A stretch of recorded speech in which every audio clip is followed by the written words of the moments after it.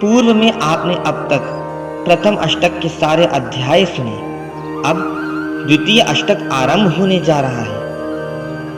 इस अष्टक में अत्यंत गूढ़ और गंभीर योगिक दर्शन का वर्णन है, जिसमें कुंभक प्राणायाम, धारणा, प्रत्याहार, समाधि तथा भगवान दत्तात्रेय के सगुण ध्यान की विस्तृत व्याख्या की गई है। आइए सुनते हैं श्री दत्त पुराण कथा, जो वासुदेवानंद सरस्वती जी द्वारा कृत है। बोलिए श्री दत्तात्रेय भगवान की जय हो। कुंभक प्राणायाम और उसकी सिद्धि का प्रभाव। हे ऋषिवर, जो योगी कुंभक प्राणायाम में सिद्ध हो जाता है, उसके लिए कुछ भी दुर्लभ नहीं रहता, वह अजेय होता है। अर्थात कोई भी उसे किसी भी प्रकार से प्रभावित नहीं कर सकता। ये भी जानिए ऋषिवर, 14 लोकों का अनुभव क्या होता है। योगी अपने स्थूल, सूक्ष्म और कारण शरीर में पैर से लेकर सिर तक 14 लोकों का अनुभव कर सकता है। ऊर्ध्वगामी 7 लोक, भूलोक, भुवलोक, स्वर्गलोक, महरलोक, जनलोक, तपलोक, सतलोक। अधोगामी 7 लोक अर्थात नीचे के लोक, पाताल, अतल, वितल, सुतल, रसातल, तलातल और महातल। हृदय पर संयम करने से इन सभी लोकों की अनुभूति होती है।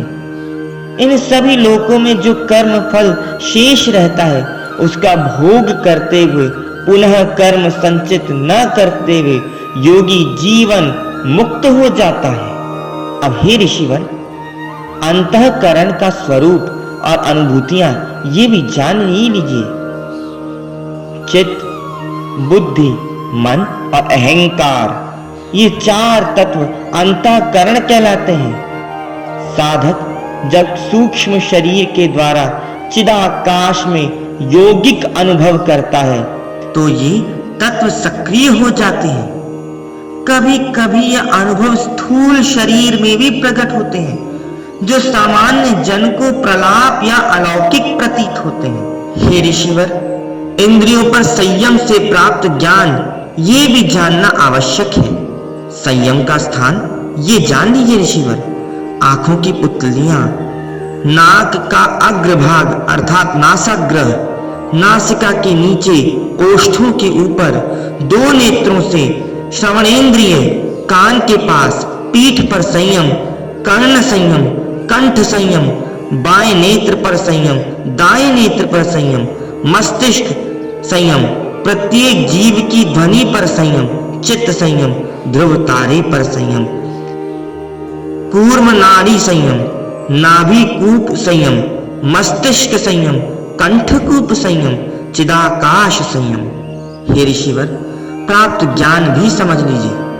पदार्थों का तत्व ज्ञान, चंद्रलोक का ज्ञान, अग्निलोक का ज्ञान, सभी लोकों का दर्शन, यमलोक का ज्ञान, यमदूतों का अनुभव, वरुण लोक, वायुलोक, कुबेर लोक, शिवलोक, परमलोक, ब्रह्मलोक, उसकी प्रकृति का ज्ञान, पूर्व जन्म का स्मरण, सूर्य, चंद्र, तारे और नक्षत्र का ज्ञान, स्थैर्य, शरीर के गूढ़ रहस्यों का बोध, सिद्धों का दर्शन, भूख प्यास से रहित अवस्था और आकाश तत्व का ज्ञान। प्रत्याहार का सार। हे ऋषिवर, ये भी जानिए। प्रत्याहार अर्थात इंद्रियों के विषयों से वापसी, चित्त की वृत्तियों को नियंत्रित करना।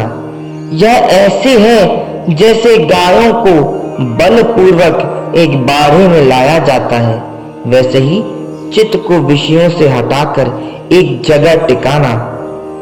ये बहुत सरल नहीं है ऋषिवर। इनके 5 प्रकार हैं।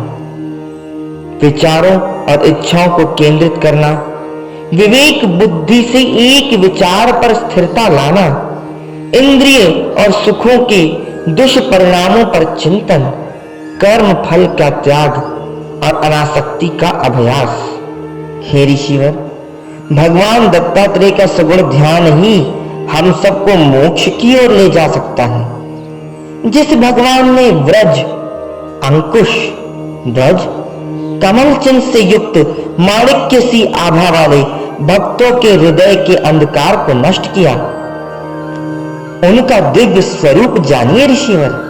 कमलवत चरण, दृढ़ पृष्ठभाग, विशाल जंघाएं, मजबूत कटी प्रवेश, सुंदर नाभि, आकर्षक उदर, विस्तृत वक्षस्थल, लंबी भुजाएं, बलशाली कंधे, सुगठित अंग, कमल जैसे शंख समान गला, मोहक मुस्कान, चमकती आंखें, दत्तात्रेय की पीताभ जटाएं, चंद्र ज्योत्सना सा मुखमंडल, सौम्यता और करुणा का भाव।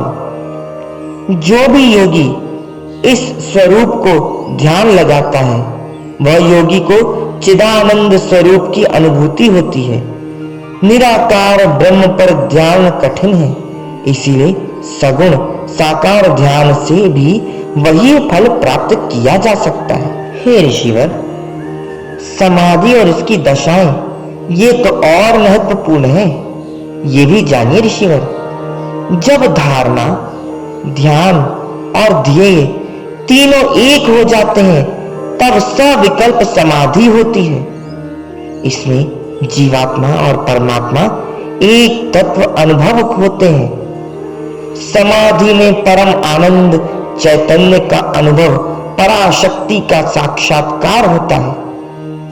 समाधि के बाद सिर्फ उसकी स्मृति ही रह जाती है।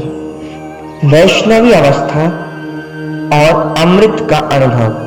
हे ऋषिवर, जब प्राण शक्ति अंतर्मुखी हो जाती है तब इंद्रियों से संप्राप्त संवेदनाएं लुप्त हो जाती हैं। यही वैष्णवी अवस्था कहलाती है।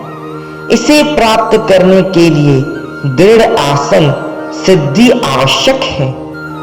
कर्णकहर अर्थात कान के छिद्र पर संयम करके ध्वनि को अवरुद्ध किया जाता है, जिसे षणमुखी मुद्रा कहा गया है। इसी अवस्था में अनाहत नाद का श्रवण होता है। योगी अंतिम अनुभूति कब करता है, यह जानिए ऋषिवर। योगी जब नासाग्र पर दृष्टि स्थिर करता है तो उसकी आंखें अर्ध मुद्रित हो जाती हैं। यह अर्ध ध्वोन्मिलित अवस्था कहलाती है। योगी श्वास पर नियंत्रण करते हुए प्राण शक्ति को वश में करता है। दृश्य और दृष्टा से अलग होकर साक्षी भाव में स्थित होता है। हे ऋषिवर, इसका परिणाम जान लीजिए। नियमित अभ्यास से योगी सहस्त्रार्ध से अमृत का अनुभव करता है। जीवन में स्थायित्व, संतुलन और आत्मिक पूर्णता का साक्षात्कार करता है।